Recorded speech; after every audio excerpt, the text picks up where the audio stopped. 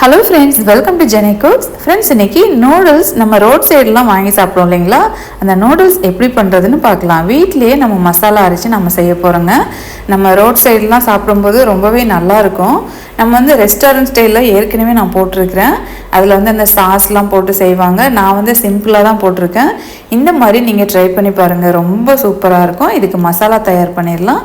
ஒரு மிக்சி ஜாரில் 1/2 டீஸ்பூன் சீரகம், 1/2 டீஸ்பூன் சோம்பு எடுத்துக்கோங்க. இதை ஒரு 2-3 டைம் நீங்கள் யூஸ் பண்ணிக்கலாம். இந்த மசாலா 1 டீஸ்பூன் மிளகு, ஒரு 1/4 டீஸ்பூன் மஞ்சத்தூள், 1 டீஸ்பூன் அளவுக்கு மிளகாத்தூள் சேர்த்துக்கோங்க, 1/2 டீஸ்பூன் கொத்தமல்லி தூள், ஒரு 1/2 டீஸ்பூன் அளவுக்கு கரம் மசாலா பவுடர் சேர்த்துக்கோங்க. கடையில் வாங்கினா அந்த சக்தி கரம் மசாலா பவுடர் தான் நான் சேர்த்துருக்குறேன். 1 டீஸ்பூன் ப்ளஸ் 1/2 டீஸ்பூன் சேர்த்துக்கோங்க.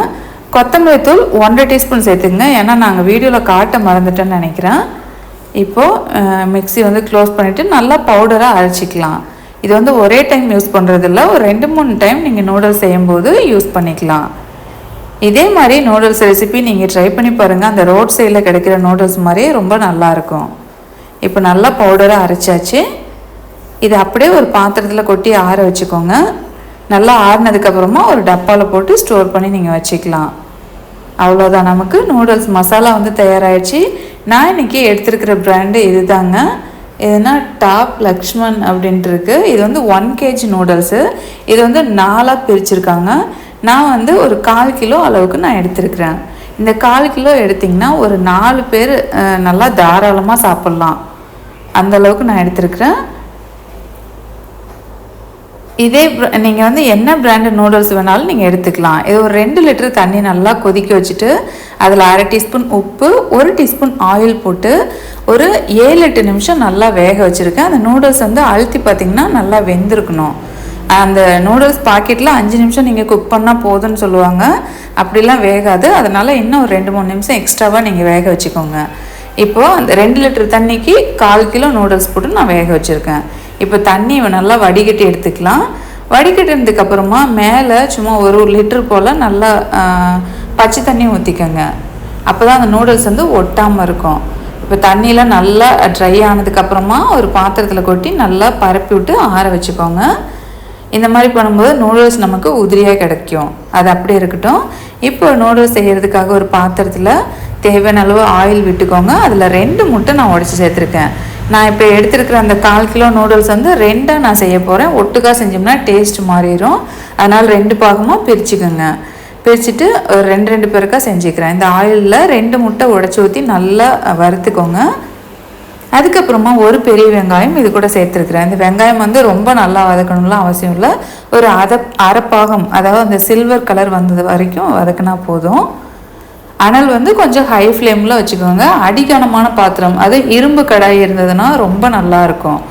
இப்போ நல்லா வெங்காயம் வதக்கினோடனே நம்ம அந்த நூடுல்ஸ் மசாலா இருக்குது இல்லைங்களா, அதில் 1/2 டீஸ்பூன் அளவுக்கு நான் சேர்த்துருக்குறேன். இதை போட்டு நல்லா வெங்காயத்துக்குள்ளேயே நல்லா வதக்கி எடுத்துக்கோங்க.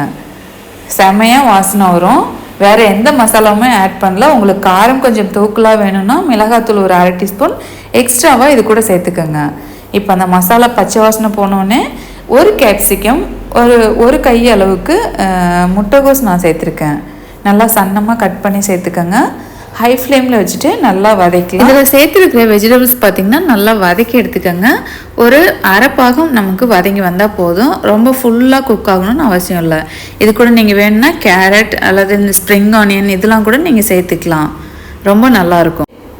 இப்போ நூடுல்ஸ் நம்ம எடுத்துருக்கிற அந்த வேக வச்ச நூடுல்ஸில் பாதி நூடுல்ஸ் மட்டும் நம்ம சேர்த்துக்கலாம். நம்ம உப்பு ஒரு 1/2 டீஸ்பூனோட கொஞ்சம் அதிகமாக சேர்த்துருக்குறோம். சர்க்கரை 1 டீஸ்பூன் சேர்த்துக்கோங்க. கண்டிப்பாக நான் போடுற பொருள்லாம் சேர்த்திங்கன்னா தான் அந்த நல்ல டேஸ்ட்டு கிடைக்கும். இப்போது நல்லா கலந்து விட்டுக்கோங்க. நல்லா கலந்ததுக்கப்புறமா அது வரைக்கும் ஸ்டவ் ஆன்லேயே இருக்கட்டும். கலந்ததுக்கப்புறமா நம்ம ஸ்டவ் ஆஃப் பண்ணிக்கலாம். இது கூட எந்த சாஸ் நீங்கள் சேர்க்க தேவையில்லை. இது மட்டுமே போதும். காரம் வேணும்னா கொஞ்சம் மிளகுத்தூள், அதில் மிளகாத்தூள் நல்லா அந்த வெங்காயத்துக்கூடயே சேர்த்துட்டு பச்சை வாசனை போகிற அளவுக்கு நல்லா வதக்கி எடுத்துக்கோங்க. தேவைப்பட்டால் கொஞ்சம் கொத்தமல்லி இலையும் நீங்கள் தூவிக்கலாம். அவ்வளோதாங்க. நூடுல்ஸ் வந்து சூப்பராக தயார் பண்ணிட்டோம். இதே போல் நீங்கள் ட்ரை பண்ணி பாருங்கள். இந்த நூடுல்ஸ் மசாலா போட்டு நீங்கள் ட்ரை பண்ணிவிட்டு எப்படி இருக்குன்னு உங்கள் ஃபீட்பேக் வந்து எனக்கு சொல்லுங்கள். சிம்பிள் அண்ட் டேஸ்டியான ரோட் சைட் நூடுல்ஸ் வந்து தயாராகிடுச்சிங்க. இதே போல் நீங்கள் ட்ரை பண்ணி பாருங்கள். இந்த நூடுல்ஸ் மசாலாவில் உங்களுக்கு டவுட் இருந்தால் நான் டிஸ்கிரிப்ஷன் பாக்ஸில் வந்து அதோட இன்க்ரீடியன்ட்ஸ் எல்லாம் நான் கொடுத்துருக்கேன். செக் பண்ணி பார்த்துக்கோங்க. தேங்க்யூ.